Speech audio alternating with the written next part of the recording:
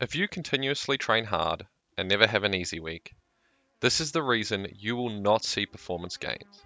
That's probably the most important message of this video. Hello and welcome back to another me talking to the camera.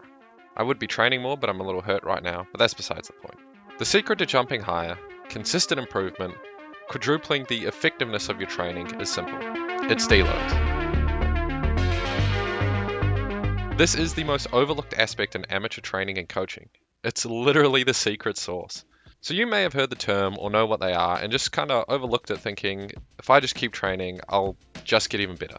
And that's kind of stupid.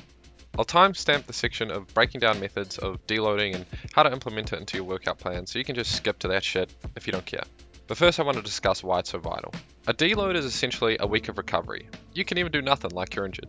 More oftentimes though, it'll be a week of training the bare minimum intensities just to grease the groove. Sometimes a deload for me is, as I said, no training all week, just focusing on my other shit, giving my body some real time to rest. And yeah, I know, I bet some of you are already thinking, stupid, a whole week, a couple days off and I'm ready to go hard again. Well, think of training like this. Over the course of a block of training, say 2 or 3 weeks, you are pushing your body to its absolute performance limits. Micro-tearing your tendons, ligaments, and muscles to the maximum so everything can eventually adapt and come back stronger. You are essentially pushing your body to the brink of injury, to then expect it to recover in 2 days and get back to hammering that fucker again. No, man.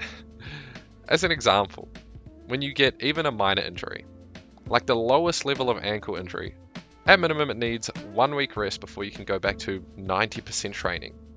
And that's the best case scenario if it's a real minor injury. So treat it the same with your regular training. You are pushing your body to exhaustion after 2 to 3 weeks, to the point of another week of training hard will either decrease your performance or straight up injure you. And you think 2 days of rest will be enough. Recovery is the most important aspect of training, and that comes in the form of not doing hard sessions back to back and deloading once every 2 to 3 weeks of hard training.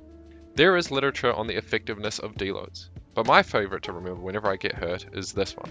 So in the study, there's 2 groups of persons doing separate resistance training programs. One group is following a standard 12-week training cycle. The other group is following a 3-week on, 3-week off training cycle. At the end of the study, who showed more strength gains? I'll give you a minute. They were the same. This study showed that while you lost strength in the 3 weeks, the 3 weeks of training showed far more rapid improvement than the group following the normal program.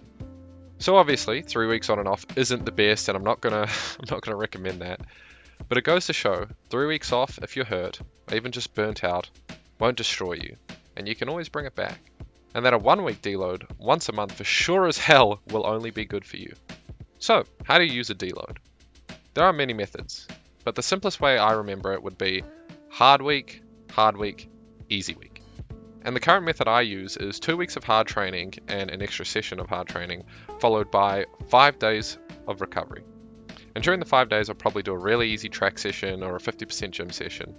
Another method I use, and I recommend for athletes who have trained less than 2 years, is 3 weeks of hard training, followed by a week with 2 really easy sessions. 1 track session and 1 gym session. Now, I have overheard a couple other deload methods by athletes who are far better than me. A professional German hurdler, who I'll link in the description, did 1 medium to hard week, 1 hard week, followed by 2 more hard sessions the next week, and then he'd do 4 days off completely, and then he'd go back into that cycle again. So essentially his deload was just the 4 days. And everyone is different, right? I assume at that training age, because he'd been training for 10, 15 years, he didn't need as long or as much recovery as someone like me or you.